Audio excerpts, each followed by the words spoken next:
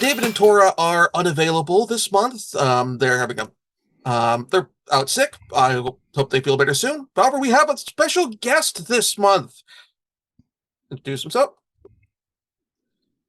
I'll let him introduce himself. Oh, hi. Sorry. It's okay. I'm Tom Merritt. Nice to meet you all. I have big shoes to fill. Thank you for having me.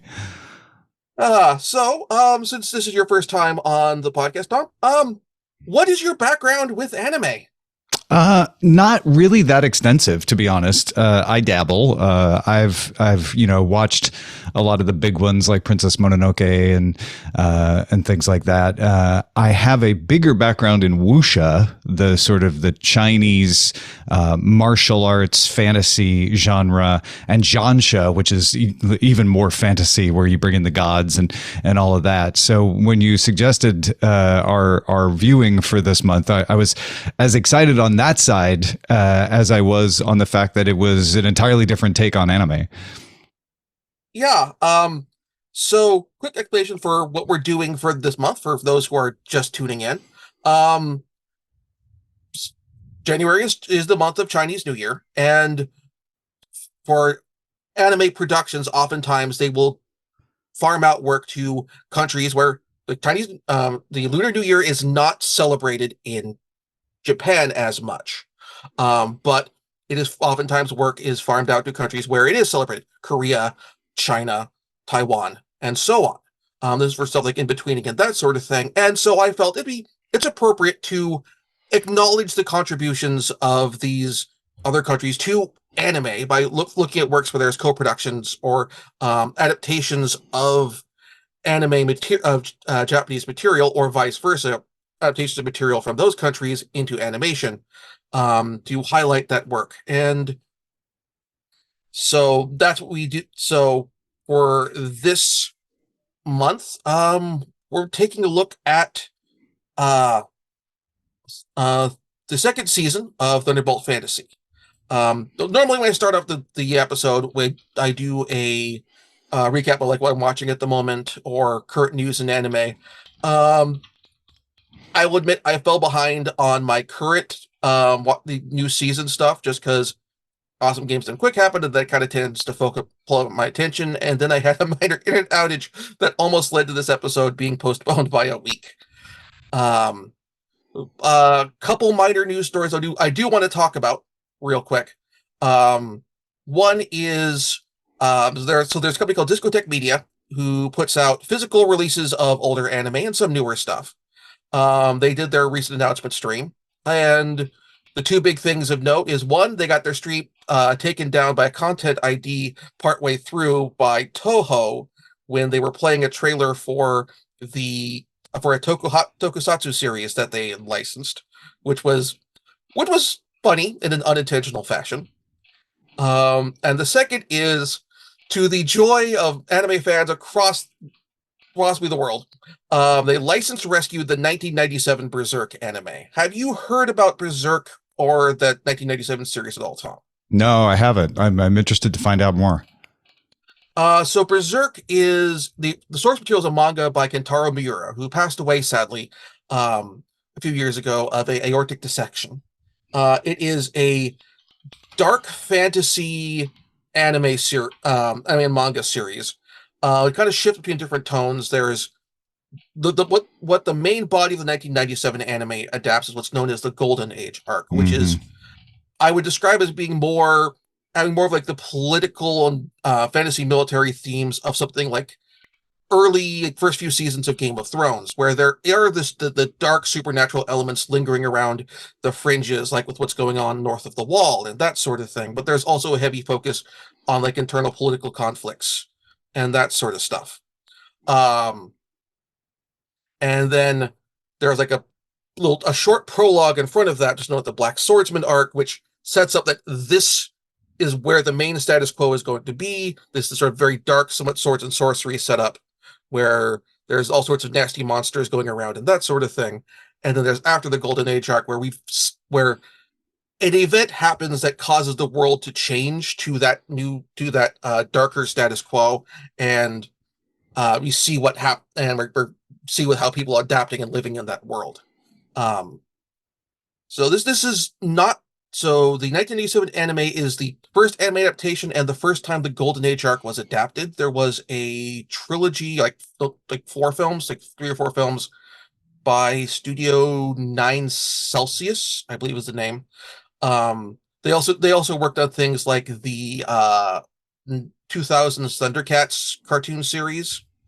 Um, but and that has very stepped up animation, but it cuts out that prologue, that Black Swordsman prologue, which I think adds some useful setup. Both of them have like really good soundtracks. Um, I'm definitely looking forward to this anime to the re-release. I'm glad they got the dub back, including the series is known for some very famous blooper reels, and they had to get those included. So I'm glad this got licensed. They have the trailer on the Discotech Media YouTube channel, along with the archive of their VOD or VODs because there were two of them for the Discotech Day media stream. Yeah, that is.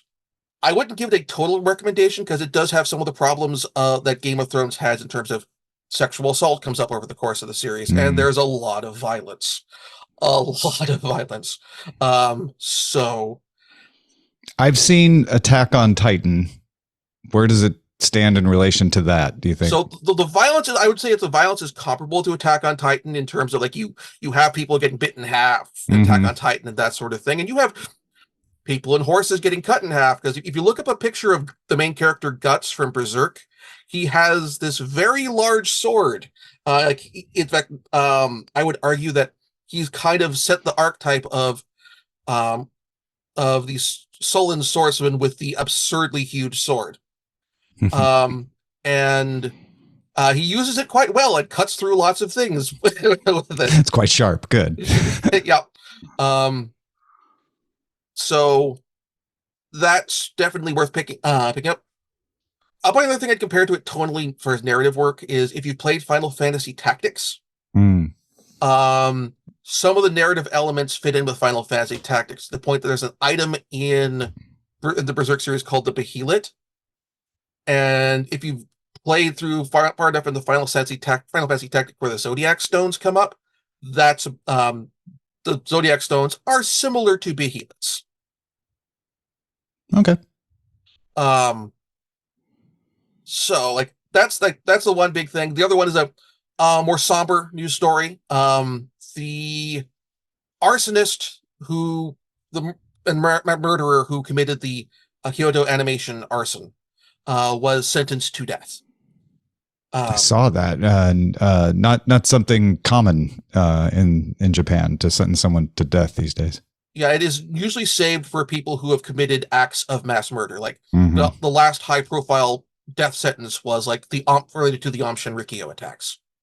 Um, and like I remember because I'm deeply into the anime enthusiast press circles and following them because I want to keep track of what's going on in anime. And when the attack happened, just there was a lot of coverage in terms of like as the fire happened and as things came afterwards of who were lost and that sort of thing. And like the director of Miss Kobayashi's Dragon Maid was one of the people killed. Mm. Some of the animation directors and key animators who worked on stuff like Liz and the Bluebird, which was shortlisted for an Academy Award, were killed. Um, and I'm not a guy who likes to soapbox a lot, but I will briefly soapbox here. Um, I like the Kyoto Animation arson was probably one of the biggest, like if not the biggest, deliberate acts of mass violence on film, or on cinema, be it animated or live action, in quite some time. And when they had the following Academy Awards in memoriam, I wouldn't have expected them to give the list of all the names of the dead or like show them individually. But I'd hoped that because they'd had several films shortlisted, if not nominated, like Liz and the Bluebird, A Silent Voice, works that had received very heavy critical praise from the mainstream critical press, like from the BBC and Guardian and that sort of thing. That I hope there'd have been some acknowledgement there, even just like a moment, like the victims of the Kyoto animation arson just had that on screen. And I was disappointed that did not happen. I understand that it's common for people to be disappointed and at snubs at the Academy Awards in memoriam, but this felt bigger, even beyond just the Academy not necessarily appreciating animation well. Do you know how many of those people were members of the Academy? Because I know that's how they determine who's even considered for who goes into the memoriam.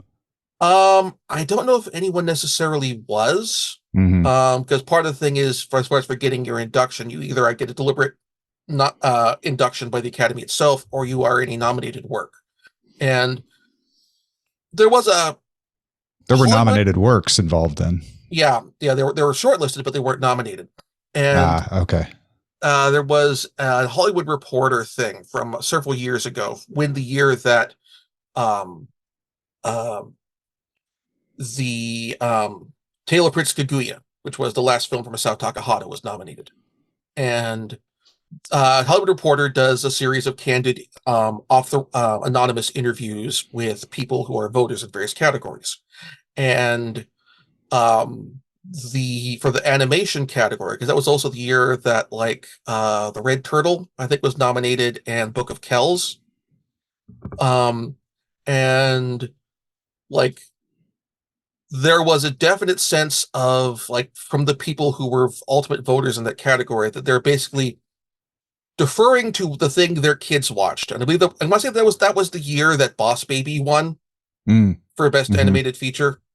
And this has led to a chunk of not just anime fandom, but animation industry as well, being somewhat disappointed with the Academy, with how the Academy handles the animation awards. Yeah, so it ends up being an evidence of a wider problem than just the in memoriam, is that the anime industry isn't well represented within the Academy, it sounds like. Yeah, it goes on to other awards as well, like the International Emmy Awards. They have a single category for animation, which is children's animation, for the daytime International Daytime Emmys, whereas the domestic Emmy Awards have two, daytime for daytime and general animation, and I believe they have acting and music categories as well, whereas they don't have a similar degree of parity with the international Emmys. And this doesn't just hurt animation in particular. Like, there aren't production design awards or costume design awards on the international Emmys. So, for example, the costume designers for Squid Game aren't going to get the same degree of recognition that they would have if they worked on an American series. So, yeah. But enough of the darker conversation. Let's talk about the lighter fare of Wuxia's of a Xianxia really proper series about puppets. So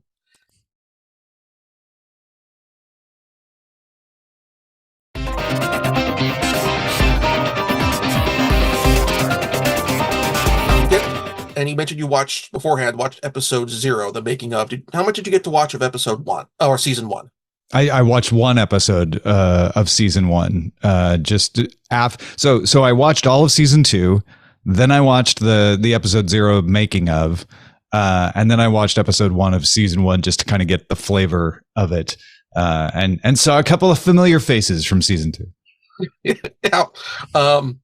You get so how was it jumping in midstream, so to speak, here? Yeah. I wondered about that. I wondered if I should start with episode 1 and just power through to get to episode 2. But I tried episode 1 of season 2, and I felt like I wasn't thrown in the deep end and unfamiliar with anything. I also did a little bit of looking at the Wikipedia just to familiarize myself with the general premise. I didn't go into the plot summaries or anything, but so I kind of knew a little bit of the backstory of the sister and everything. So I wasn't too lost, and I felt like season 2 was a self-contained story. I'm sure it has more connections to season 1 than I would obviously be aware of, but an itinerant warrior protecting a scroll travels out across the land and runs into adventures and threats. So it worked on its own for me.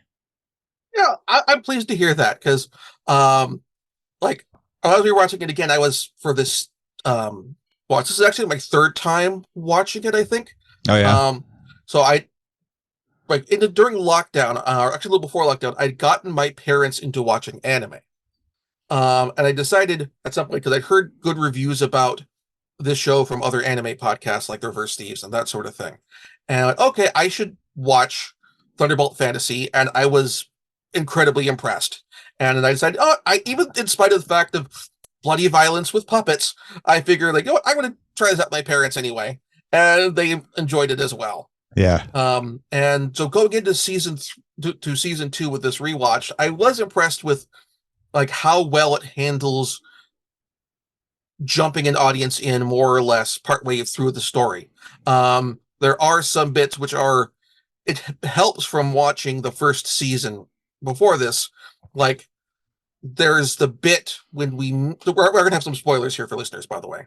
Where there's a bit when I'm going to use arts names, by the way, here because I have a bit of a speech impediment when it comes to certain phonemes, so it works better for me.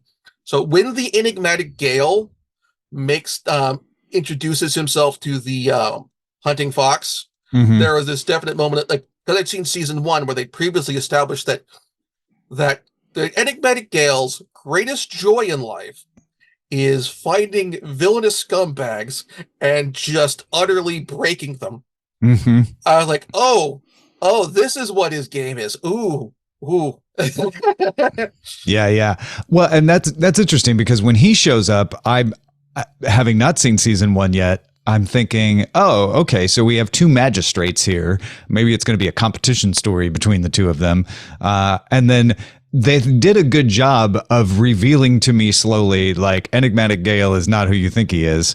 And I caught up on his personality quickly so that when I did end up going back and watching that first episode of season 1 and you see him under the tree, then it felt like, oh yeah, I know who he is, and he's gonna mess with our hero, and test his character basically, which is exactly what happened. So I didn't feel lost. It felt like they did a good job of reintroducing him, at least from where I was sitting. One of the things I also appreciated with like this is in season 1 they held off on bringing in the character poems, which is a part of the Taiwanese for this particular puppet theater, just as a general medium thing. They held off on bringing those in when we had the defining character moments for them at various points. What are those? So by way of explanation, so when you had the portion where you have like the where the dialogue switches to from Japanese dub to the Taiwanese, and you have, for example, for Shang Buhan, Edgeless Blade, the even a storm can ruin an umbrella is not enough to hold I them in. gotcha. Okay, yeah. So when those character poems come in, which exploit a core element of that character's personality, in the season 1 for like when that was introduced for Edgeless Blade and so forth, that one came in for him at the end where we've fully established his personality. The one for Enigmatic Gale came in when he was pulling the big reveal on his scheme on the big bad of that season. Yeah. Okay. And whereas here we brought those in right when those characters were reintroduced, because we from that series we are operating from the assumption now that we have already established these characters. Right. We're not necessarily going to need to reestablish their full arc again. So we will drop that. So we'll drop the poem in to refresh the audience and introduce new viewers. And then for other characters, we will drop their poems in as it is dramatically necessary. So Absolute Emptiness the monk, we drop his in when he has his big heel turn. Um, we drop in the poem for Hunting Fox once we reveal that he is a very dirty cop, not just a dirty cop, but a Yeah, very yeah. dirty cop. He Uh, belongs on the shield. yes, um, and that worked really well, I think. Um, One other fun bit is so for the for the this TV release, because this is the version they aired on Japanese television. The Taiwanese version has like one actor who handles narration, the character poems, and all of the voices for all of the characters. Because that's how it's Hmm. traditionally done with Chinese theater. For the this version, we had different voice actors for the various characters, as you'd have for a Japanese anime and that sort of thing. But this also meant that the character pronunciations of the names um, were used, the Japanese localizations of those names. And sometimes, while the subtitles kept the Taiwanese version. And for some people, that's caused a bit of a mental whiplash. How did that work for Yeah, you? I didn't notice it at first because I was so focused on just reading the subtitles, and I speak the smallest amount of Japanese, but as it went on and I started to get more comfortable with the characters, I started to hear the different pronunciation, and I was like, okay, I wonder what the story is behind that. So that explains it. Thank you for that.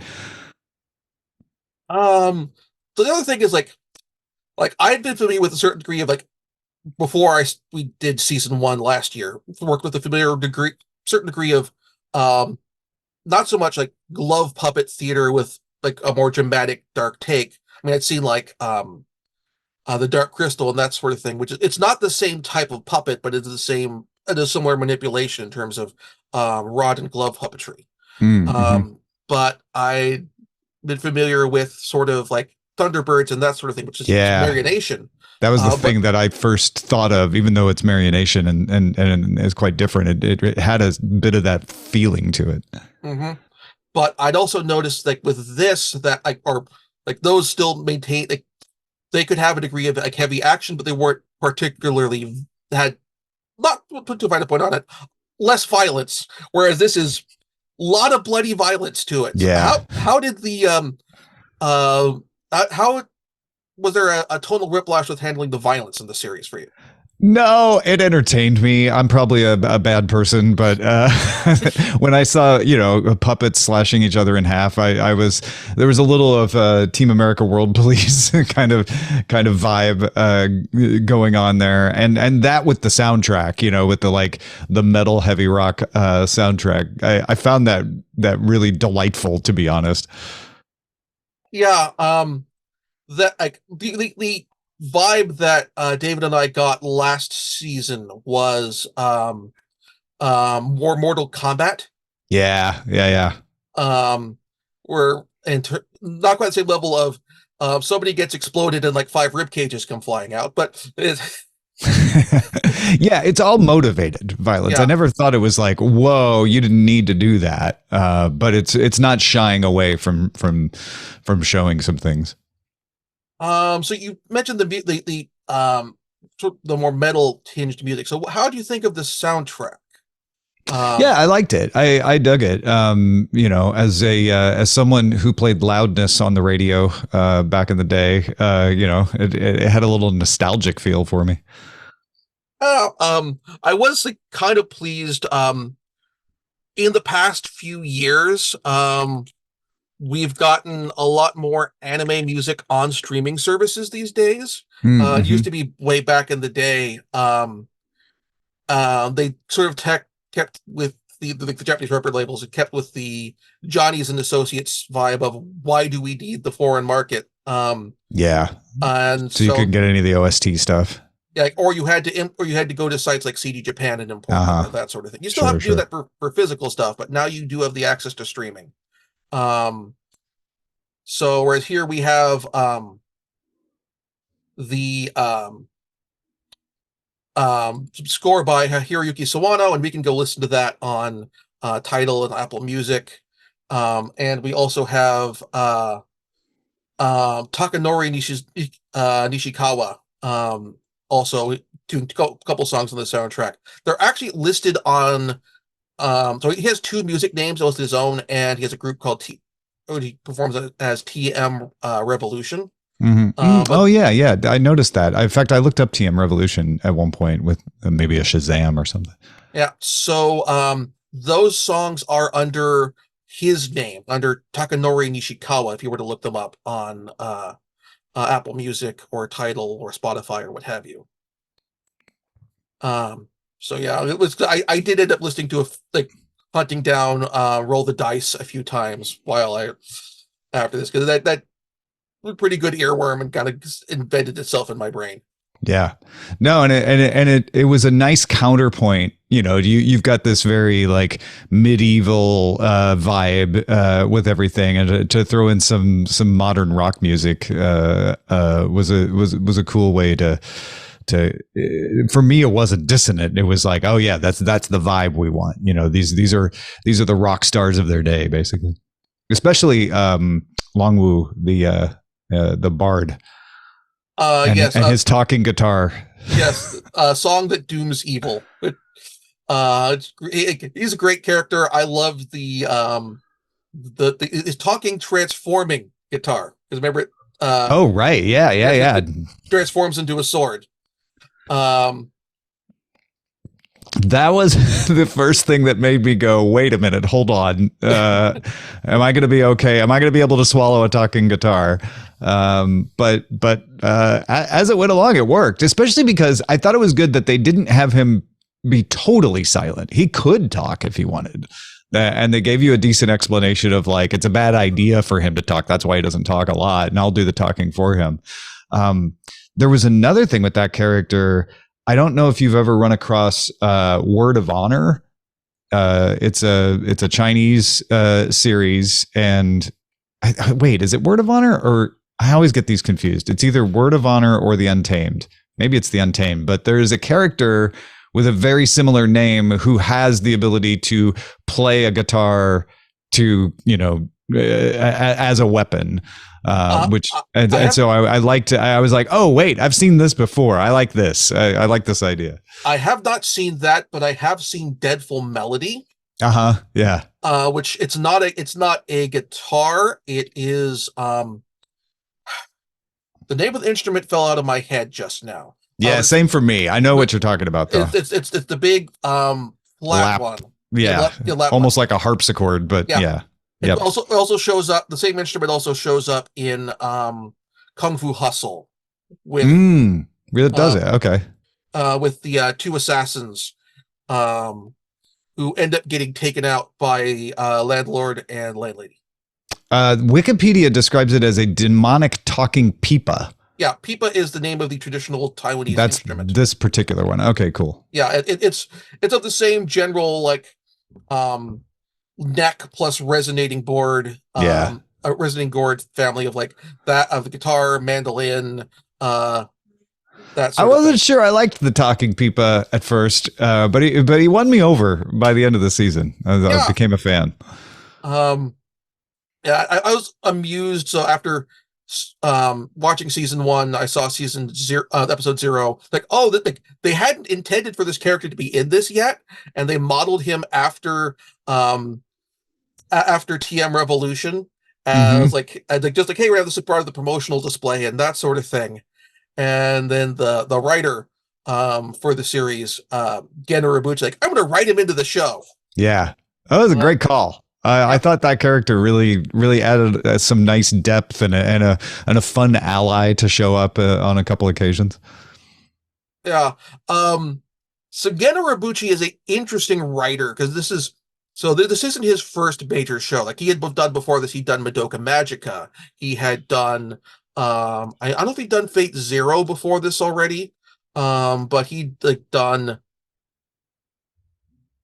I'm looking at his Anime News Network profile. I think he had done before this he'd done Fate Zero, he'd done Madoka Magica, he'd done Psycho Pass at this point. So it's interesting to think him like because he'd been a fan of the works from this studio in the as far as the works from us at Peely, their Peely fantasy series in the past, and they had run in there. So I'm really impressed with how well he's able to work in this medium as far as for this type of storytelling beyond just animation and that sort of thing.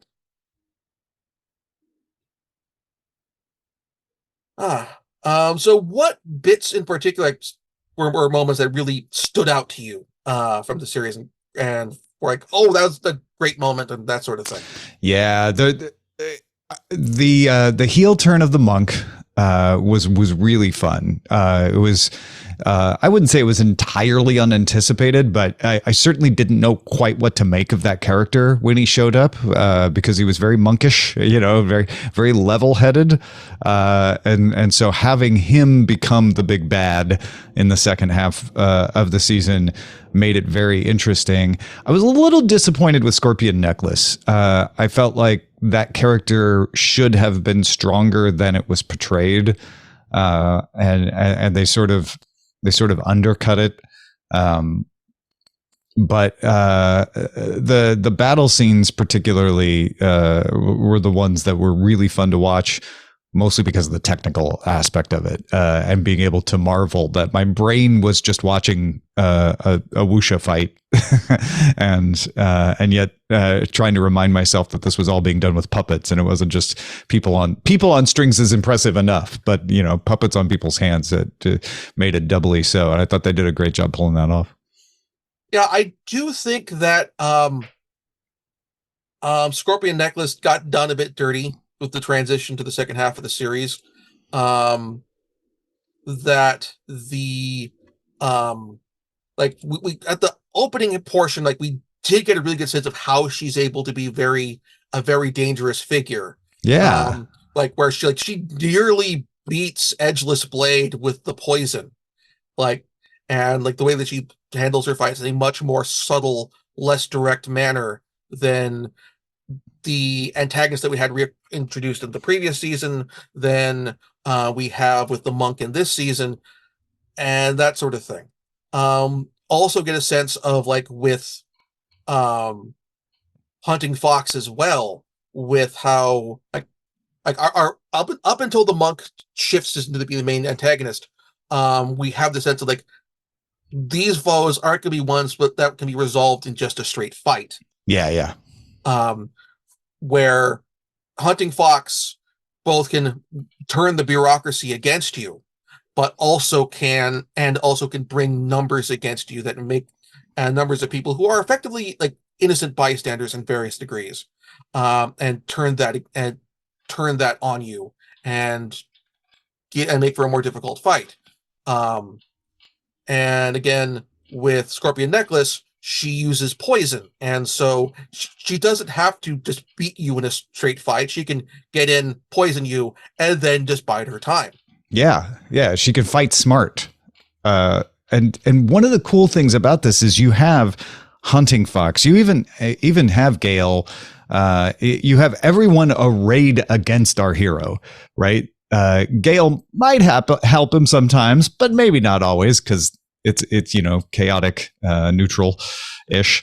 But it is fun to be like, okay, he's totally outnumbered from multiple sides, and I wanted Scorpion to stay, that way, to stay as someone who was a threat, and I felt like they undercut her in that way. It's not like I'm coming down on the plot, but I was a little disappointed by that. I was like, they could have kept her strong. You could have had scorpions flooding in at certain times to complicate things even more.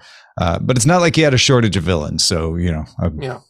Speaking of which, what do you think of Seven Blasphemous Deaths as a character? Oh yeah, I was going to get to that next. As I love the mythology of the swords, and then the sword having a personality, and being a temptress, and sort of saying, trying to pick allies.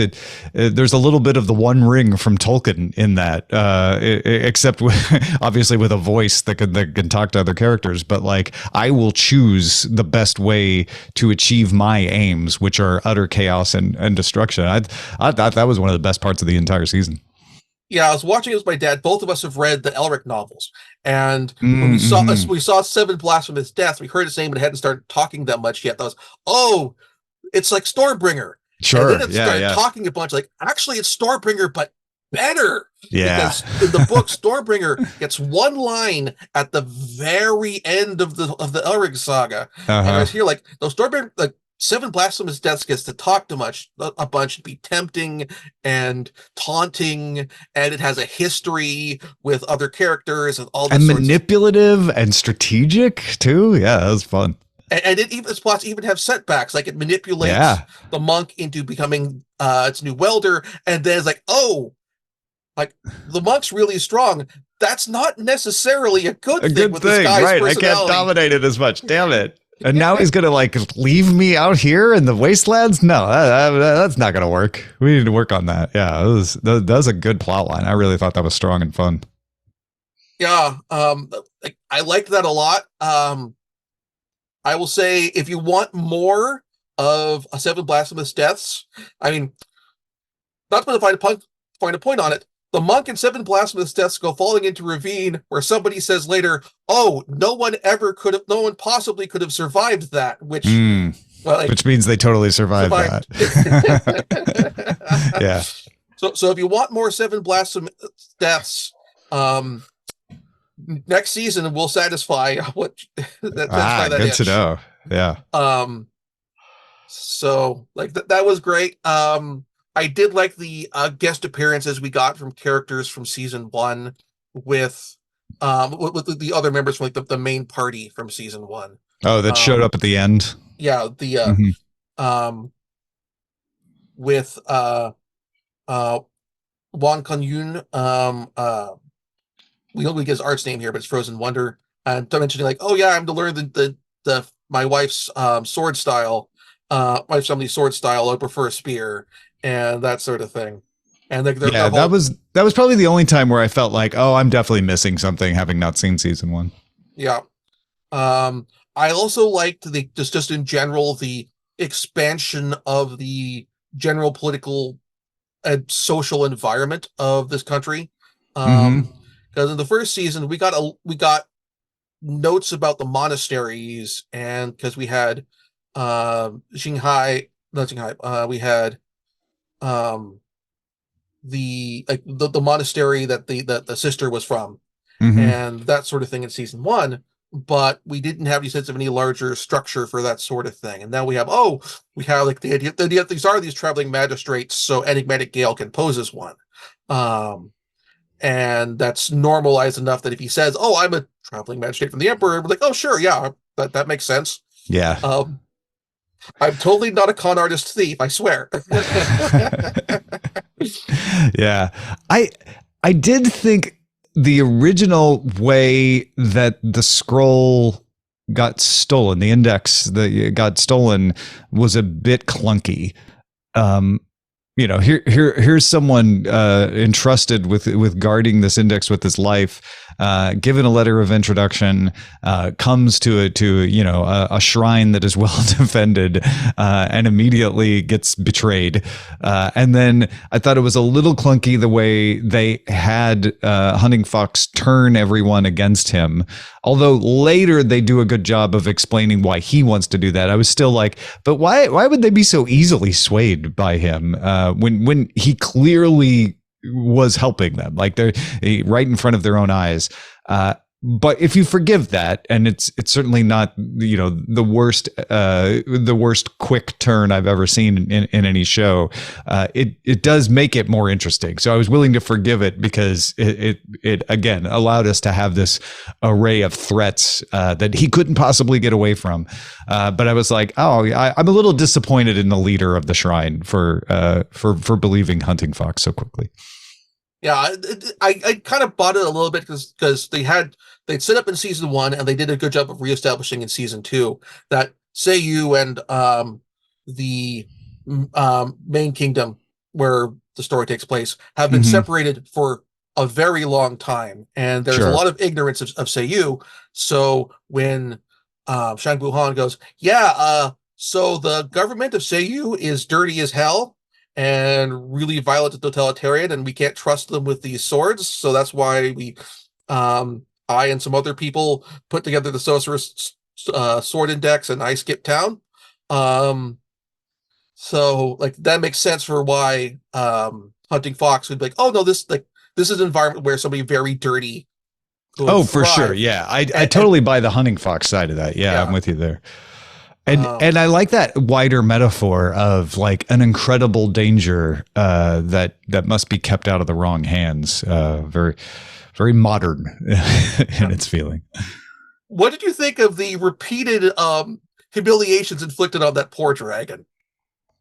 Oh, that yeah. I don't know. Like, The one winged dragon, and yeah, I I didn't feel too bad for it. I don't know why. I probably should have. Now that you bring it up, I'm like I should have pitied it more. Now that I think about it, but it was kind of a jerk, so I didn't really care. yeah, like this great bit of like all these dangers that are across the Yeah, wasteland. I'm yeah. like the tribe of cannibals and Sigma, like, yeah, I accidentally killed their leader. And ended up That was funny. The sort of like, wait, the wastelands don't seem nearly as dangerous as everyone said. Yeah. yeah, like, oh yeah, I guess I accidentally killed everything that would have discouraged anyone chasing me from crossing the Yeah. wasteland. Yeah, that was a good mechanic and believable, right? That this is the hero who could have pulled that off if anyone could have. And how sometimes being the hero that can pull it off can bite you in the butt. Yeah, yeah, yeah. And which is again a testament to the complex story that's told here. It's not on rails. Yeah. Um, let's see here. Other bit. I also liked when Enigmatic Gale's plot for Hunting Fox ended up just falling apart. Like in terms of when he went to like, aha, I shall reveal my plan, and your criminal empire is ruined, and I shall feast upon your tears, and that sort of thing. Like, okay, I can work with this. I can adjust. What? You're not sit back at all. Yeah, it was almost like, oh wait, you're a little too much like me here. Like you have so few scruples that you're not even going to be daunted when I tear everything apart. You'll just adapt. I almost expected Enigmatic Gale to be like, you know what, I need you as an apprentice. Like you're good at this. He might have like if Hunting Fox had stuck around long enough, that probably could have happened. Yeah, yeah. But definitely had Enigma Gale like storming up, like, I don't want to hear that guy's name anymore. Uh huh. Yeah, Like, Enigmatic Gale is one of the best characters in the mechanics of this plot, because of the chaotic nature and because you never quite know what really is motivating him. like we know that he's somebody who finds joy in humiliating villains. He spells this out a Mm-hmm. bit more in the first season, where not to spoil too much of it, where it's like he basically like, yeah, humiliating villains is fun. Yeah, Humiliating heroes is boring. yeah. They like villains, when you screw up their plans, they throw temper tantrums and all this stuff, and it's great. And, Um, and the cool thing is that you get the sense that Enigmatic Gale doesn't care about good or evil. It's just that when you humiliate heroes, it's no fun. He'd humiliate heroes if he was more entertained by it, but he's not. yeah, and instead, like his like tack is like, I'm going like, I think that Edgeless Blade is a fun little chew toy as bait for Mm-hmm. villains to kind of lure them out, so that I can then just not play with the villains and before I destroy them. Yeah, for sure. Um, so he's yeah, he's gotten the nickname among the fandom of Vape Wizard, and I definitely Oh, get because of that. the smoke. Yeah, yeah. Yeah.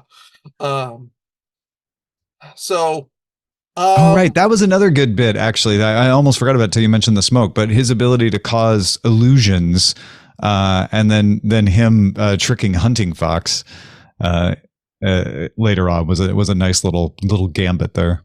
the other bit they established, this bit more in season one, but they kind of tease it, bring it up here, is also him being a master forger, Mm-hmm. Mm-hmm. where he can forge anything as long as he has enough time to handle it. Yeah, and then the bit where they were like business partners and he swaps out the glasses and all of that, it was brilliant. uh like it's like really fun series. The other thing I enjoyed that they've done for that Peely has done is occasionally they've done little side things like April Fool's Day and that sort of thing, where they will have like the Thunderbolt fantasy characters end up interacting with other franchises, often Oh, ones that's that fun. Yeah. they did one where like the women of the Thunderbolt fantasy series interact with end up interacting with Cube from Madoka Magica, which is the bunny cat who tries to get girls to become sign contracts to become magical girls so he could um, for his own nefarious purposes. And basically, um, Anime gills up and goes, "Yeah, you're like it takes a con artist to know a con artist, and I recognize I recognize you." And then and then Cube proceeds to get thoroughly pummeled. Ah, Uh, they don't become best friends. no, they do not become best friends. Um, and then the other one they did was one for Fate Grand Order, where where like this one demon shows up and um Enigmatic Gale summons Saber from Fate's Day Night Hmm. to take it out. And then it cuts back. The conclusion is cuts back is they're at actually is Saber is actually at the the base of operations from the Fate Stay Night from the Fate Grand Order mobile game and is watching a TV show. Like this is a fun stone snacking. Yeah, nice. But the main more focused being they did a puppet of Saber, which considering the craftsmanship put into those puppets is very impressive. Yeah, that was really fun. In watching that episode 0, I'm really glad that you encouraged me to watch that, because seeing the behind the scenes and seeing how it's made, if anybody knows, and I know you know, but if anybody listening knows Sword and Laser, we had a video series of that show, which is a science fiction and fantasy book club show, where we had a dragon that was made, and it was articulated so that it could like blow smoke out of its nose and all of this. And the shop we worked with was amazing in what they were doing. So I got a little bit of a close up look at how some of the stuff is done and how much work and craftsmanship goes into it. And then to see this, where they're making these, ornate outfits and these puppets that have to be able to do martial arts, and the explosions and the pyrotechnics and the sort of room-sized sets that they're using, and the one take situations where they're like, okay, we're gonna burn it right now, so we got one shot at this, better get it right. All of that was fascinating to see, and so yeah, the ability to make any kind of puppet like you're talking about outside of that world it's so much work, so it's so impressive to think about, and it's so much time. It's admirable. Yeah. Unfortunately, by the time I discovered Thunderbolt Fantasy, some of the other Peely shows had actually at various points made it onto American television or streaming services. There was a brief Peely Fantasy series that made it on Netflix for a time. They ran a couple seasons of Peely Fantasy on Adult Swim for a time, but it got the Netflix elected not to do a second season and let the license lapse, and Adult Swim decided not to renew it, and neither of those are sadly available in physical media, which is a bummer. So there's nowhere to get them now. At least not in the U.S. I mean, legally. Yeah, not those U.S. releases, not with the English, because with the Adult with the Swim English one, dubs. Yeah, with the Adult Swim one, it would have had an English dub. I don't know if the Netflix one had one. So, any final thoughts on Thunderbolt Fantasy? Yeah, I'll be honest. I was happy when you invited me to come on. I was a little nervous about having to comment on something that I'm only have a shallow experience with, and then when it became a series instead of just a movie that we were going to watch, I was like, okay, that's a little more time commitment, but let me look at it. And it was puppets on top of it. So it being puppet wuxia is the thing that made me say, all right, I'll give it a try. And I'm very glad that I did.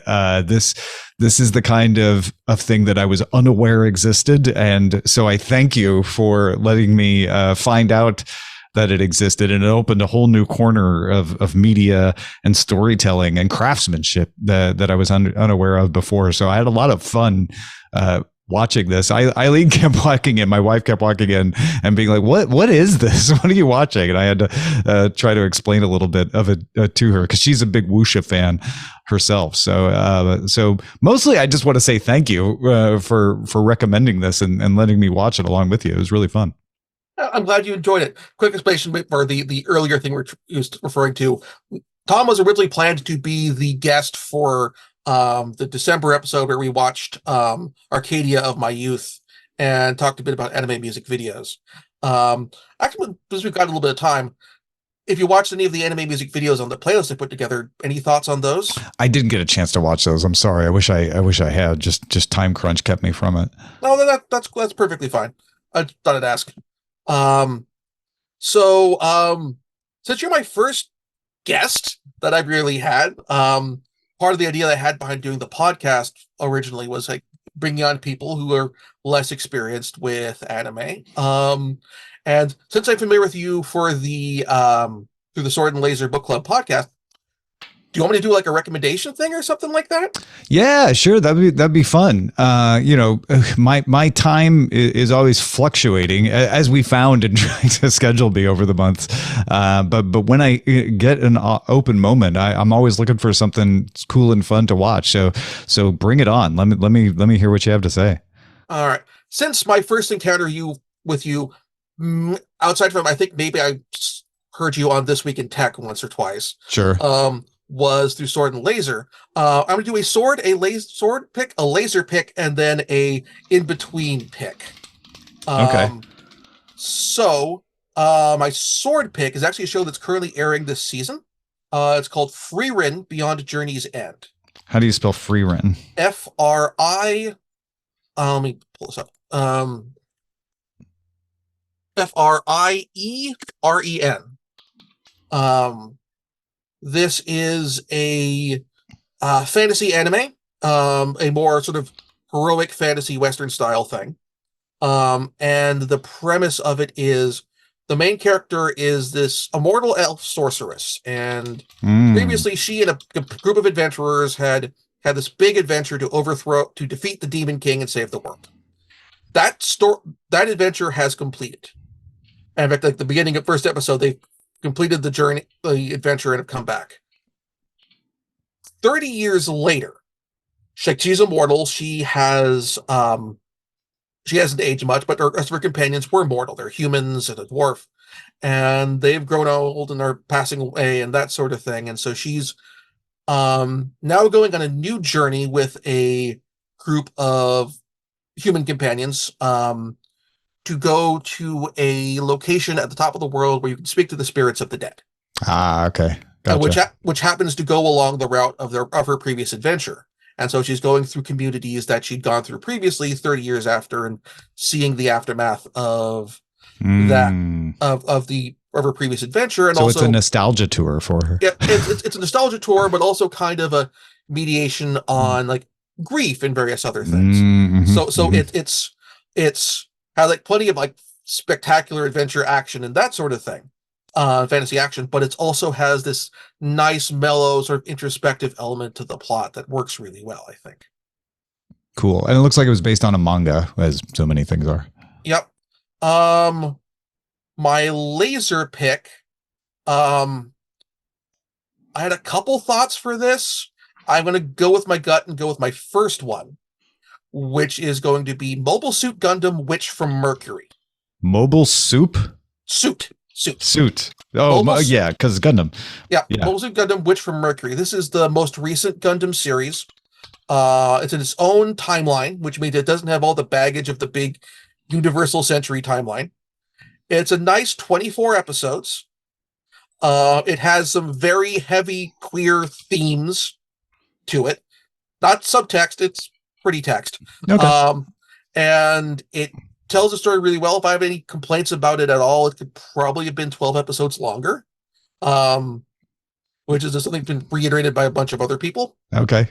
Um, Leave them wanting more. Got it. yeah. And then for the in between, I want to go with one of the shows that we've done for the podcast, which is Shiro Bako. How do you spell that? Shirobako. And it is an anime about how anime is made. Ah, okay. Like one of the things that I've observed with like people talking about movies and that sort of, they tend to get a bit too up their own keister. Mm-hmm. And I think part of that, however, what works with when anime gets into this is because they're tending to get into a more long form storytelling, it ends up becoming more educational in terms of understanding how the production process works, even if it's idealized for interpretation of the production process. Frieren and Gundam are both on Crunchyroll, which has which is where the Thunderbolt Fantasy was streaming. Right. And also both of those currently have dubs, English dubs. Okay. Shiro Bako is on High Dive, which is a different streaming service. Mm-hmm. But they're the one who also had the Ken Liu and novel adaptation series. Oh, right. Yeah, yeah. They also have the original Legend of Galactic Heroes anime. If you want 100 and something episodes of fantasy space opera epic, that is right up your alley. Fantastic. So come for the Shiro Bako, stay for the space opera spectacle. Nice. So those are my 3 recommendations. These are great. Thank you for these. Now, I admit that probably most of my listeners coming to this episode will be coming from from one of your shows, but for any listeners who are not, Tom, where can they find you? Yeah, of course. There will be plenty of folks who are like, who the heck are you? You can find all the things I do at tommerritt.com, 2 R's, 2 T's. But the main thing I do is the Daily Tech News Show, Monday through Friday. It's an attempt to, in 30 minutes, keep you updated on what's going on in the world of tech so that you can understand what's going on without having to read all the things yourself. And of course, probably of interest, as I mentioned earlier, Sword and Laser. It's a science fiction and fantasy book club. So every month we read a book. We alternate between a sword, a fantasy pick, and a laser, a science fiction pick. My co-host Veronica Belmont and I both are genre fans. She was more into the fantasy and I was more into the science fiction. And we used to just recommend books to each other and decided to start doing it as part of a book club. And then that became a podcast. So you can find that at swordandlaser.com. And I will say the Sword and Laser Book Club podcast is kind of one of my inspirations for doing this show. So I fully endorse the Sword and Laser Book Club podcast. Fantastic. Thank you. And if you enjoyed what you heard here, and want to help cover hosting costs and that sort of thing, please consider backing my Patreon at patreon.com/count0or. That's count ZEROOR. And also, please rate and review the podcast on your podcasting platform of choice, Spotify, YouTube Music now, since Google Podcasts is going away, Apple Podcasts, or what have you. It helps people find the show.